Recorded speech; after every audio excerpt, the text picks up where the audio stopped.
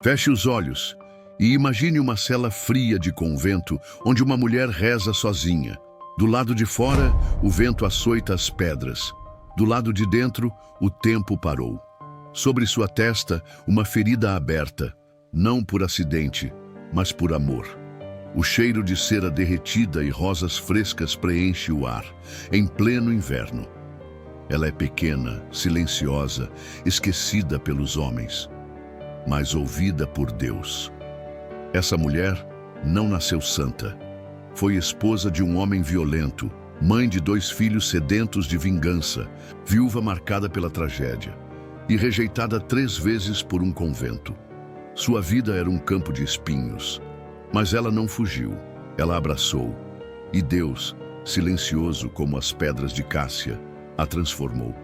O nome dela é Rita, Santa Rita de Cássia, a mulher que perdoou o impossível, a santa que implorou que seus filhos morressem antes de matarem. A alma escondida que tocou o céu com uma única rosa, colhida no rigor do inverno, quando todas as flores já haviam morrido.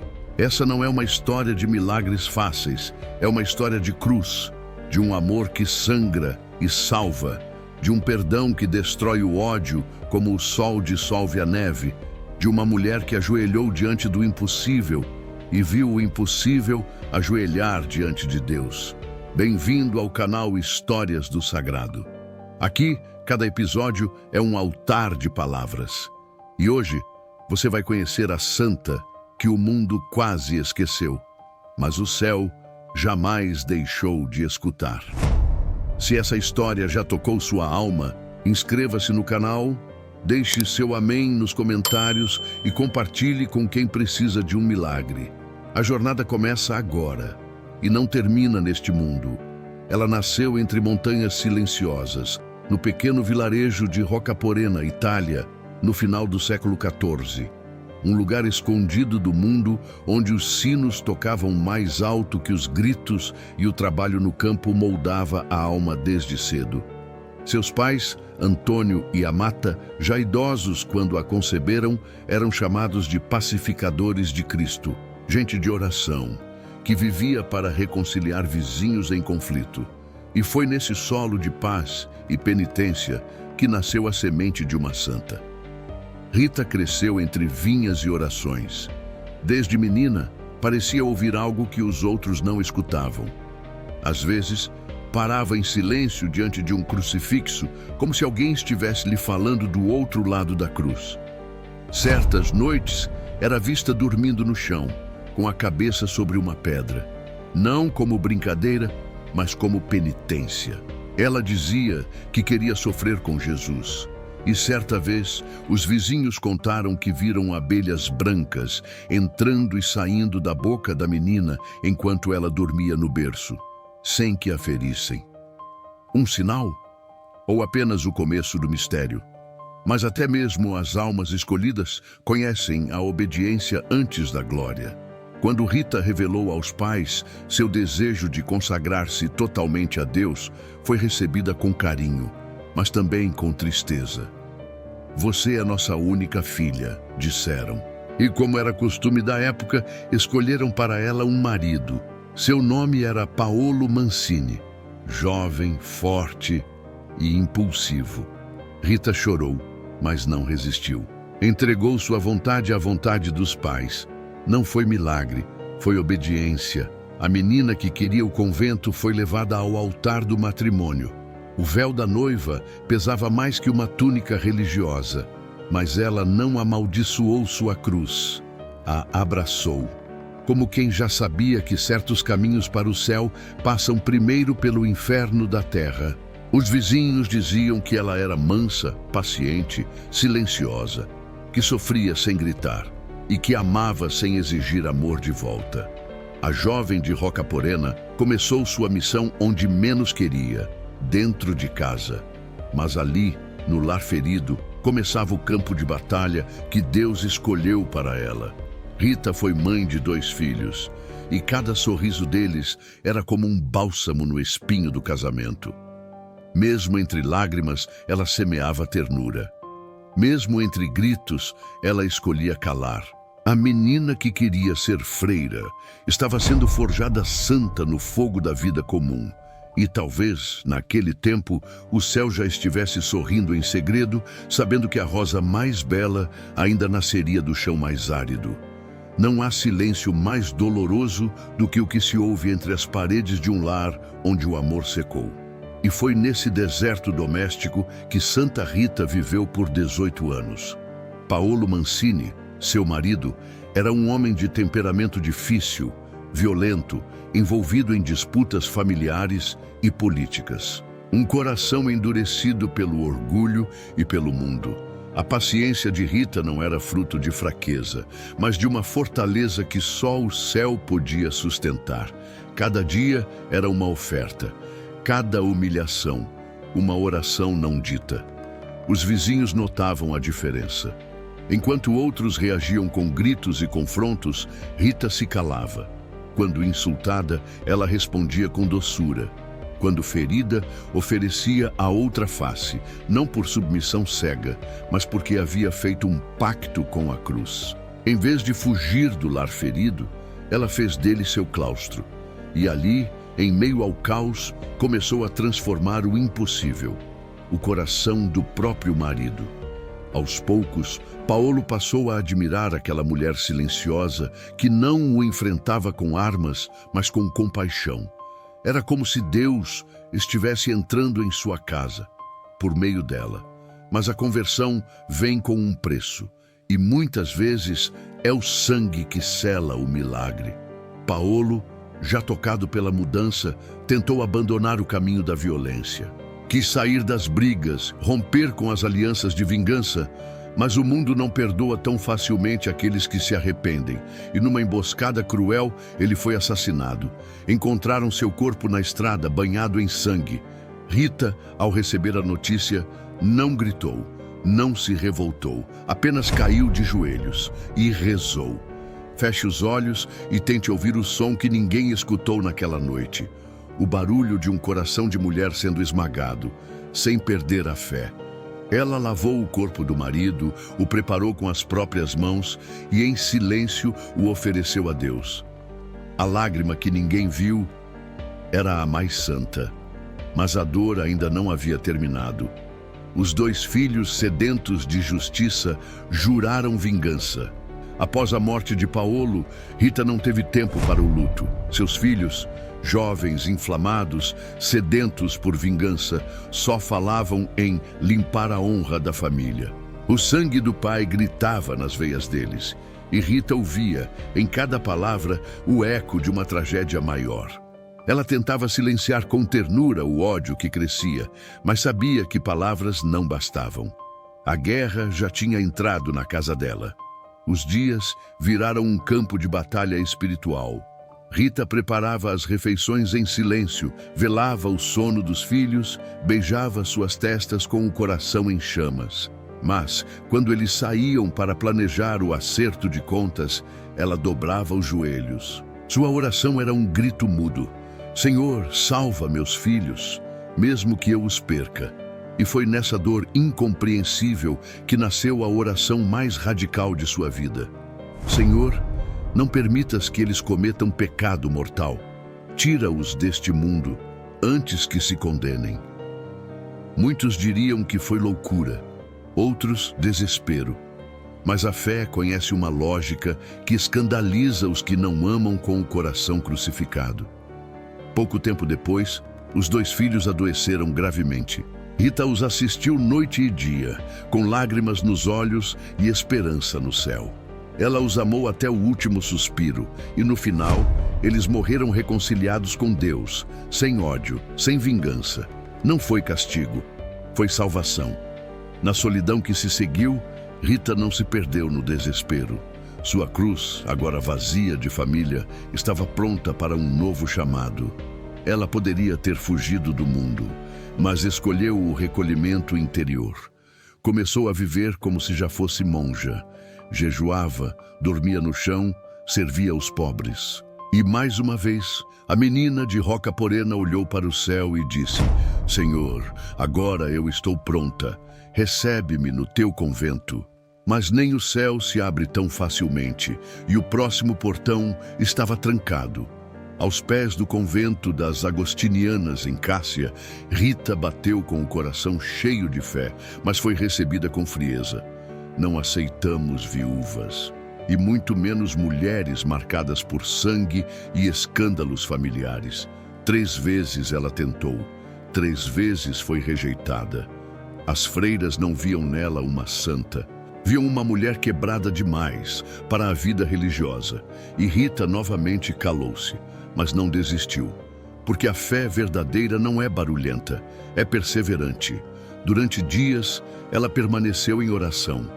Alguns dizem que jejuou até desmaiar, outros que rezava noite e dia diante do convento fechado, até que numa noite algo aconteceu.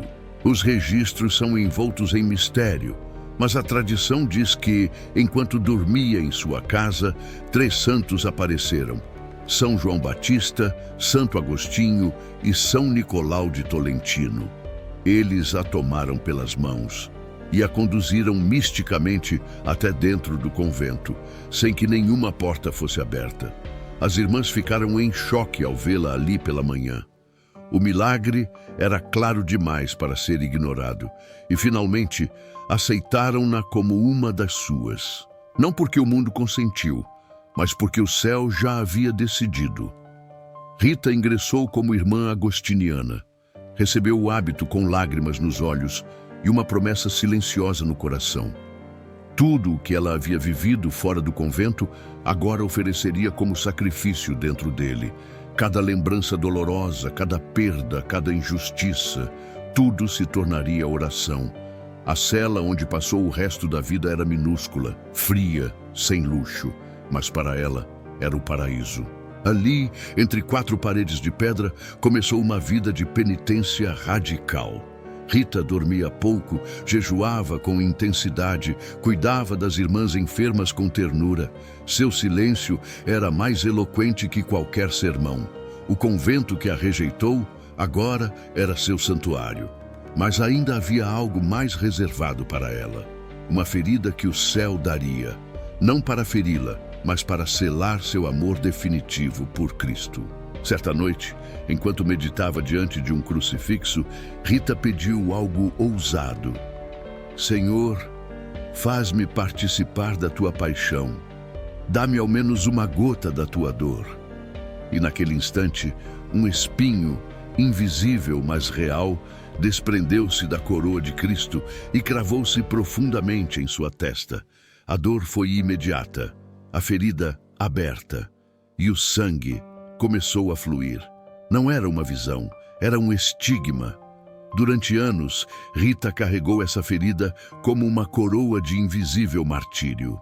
A chaga era incurável e exalava um odor tão forte que, por caridade, ela se isolava das outras irmãs.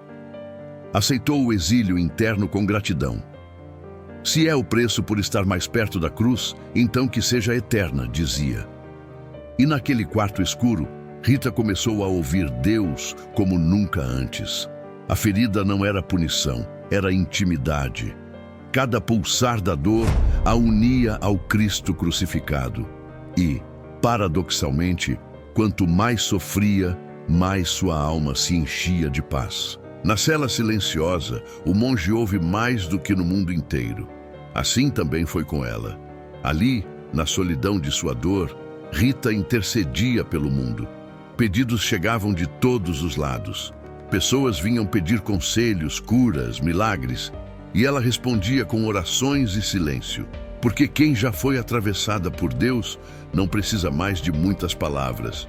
Mas o maior milagre ainda estava por vir. E ele viria, não com trovões, mas com uma flor, uma única flor, em pleno inverno. Rita já estava muito enferma, enfraquecida pelos jejuns, pela penitência, pela idade. Mal conseguia se levantar. As irmãs cuidavam dela com reverência, como quem já cuida de uma relíquia viva. Foi então que, em pleno inverno, ela fez um pedido inesperado. Traga-me uma rosa do jardim de minha casa. As irmãs se entreolharam. Mas é janeiro, madre, não há flores nessa época.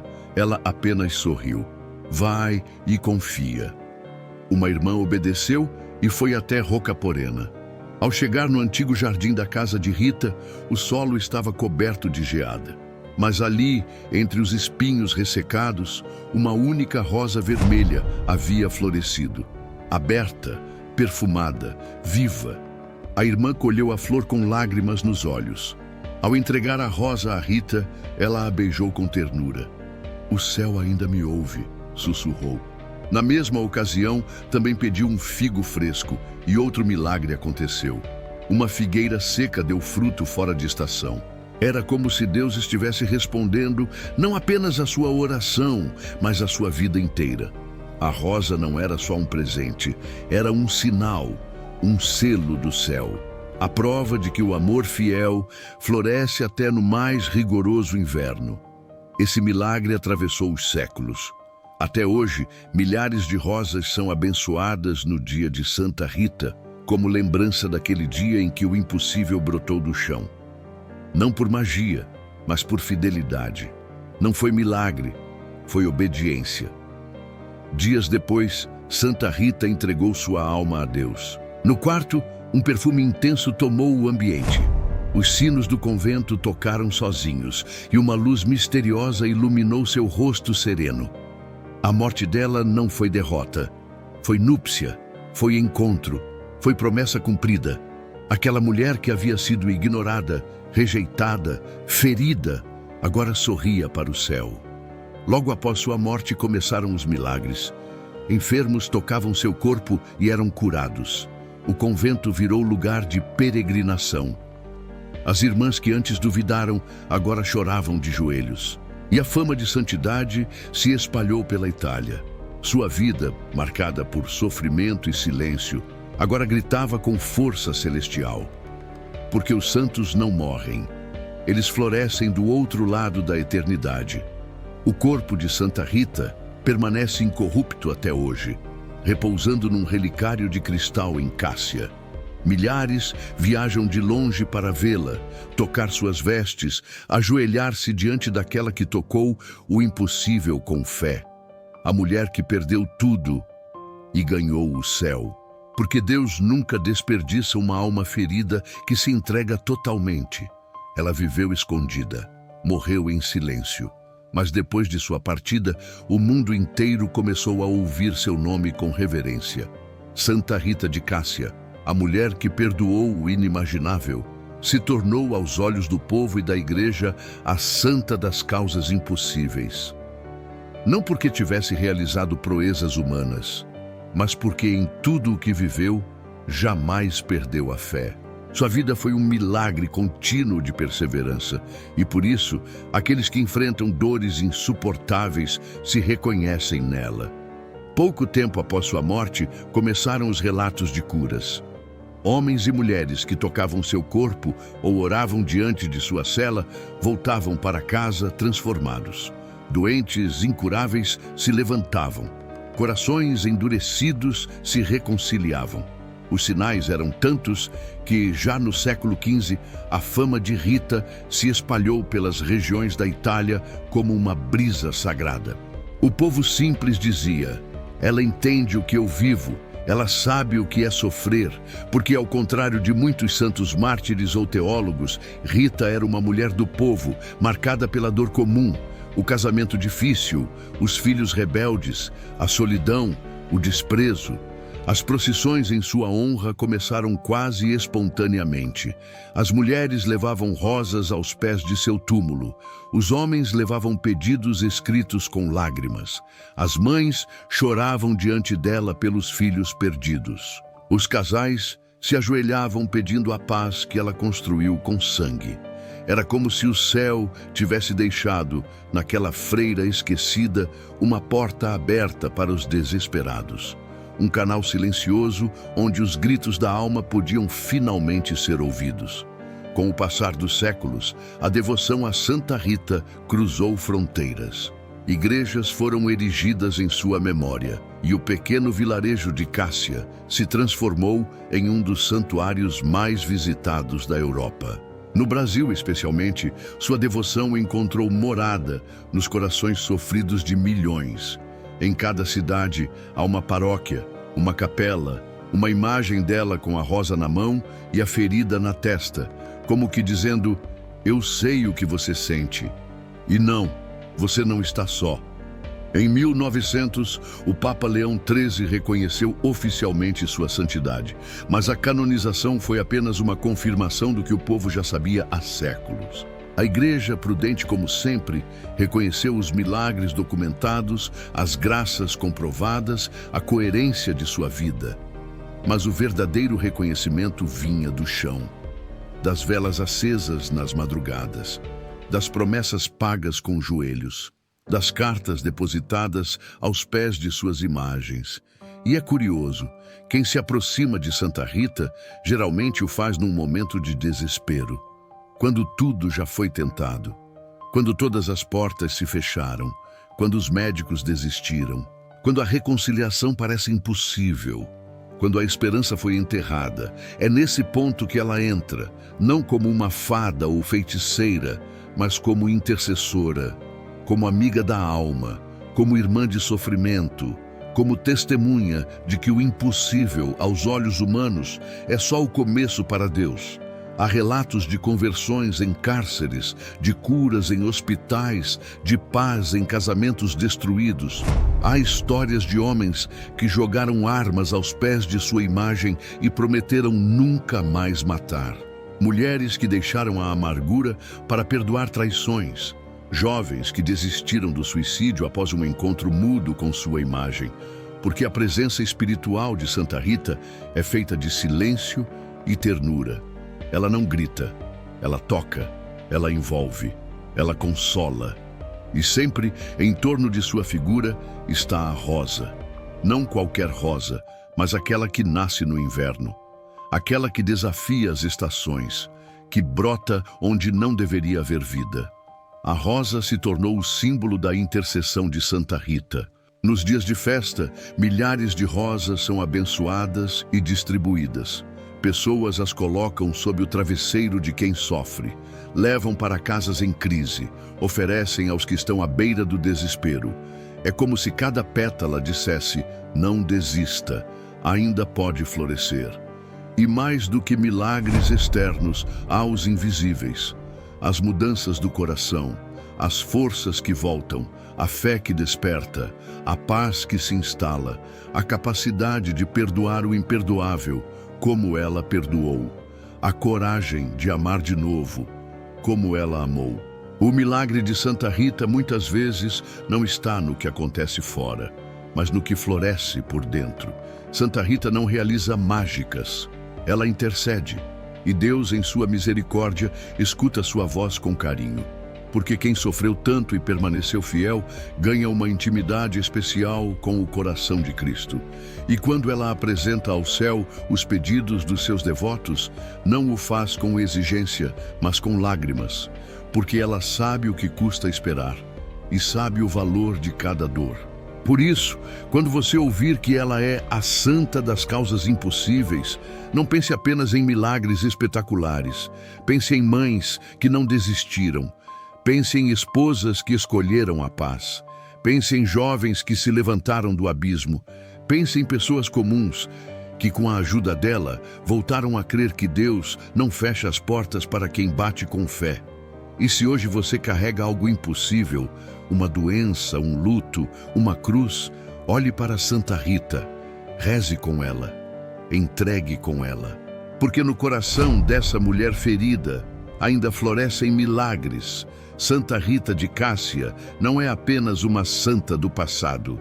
Ela é um chamado vivo para nós.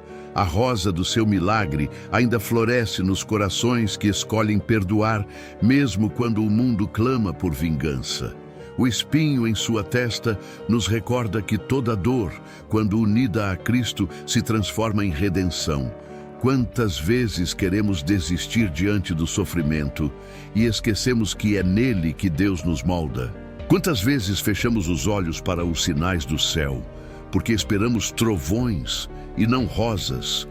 A vida de Santa Rita nos ensina que o silêncio é mais forte que o ódio e a oração mais poderosa que a espada.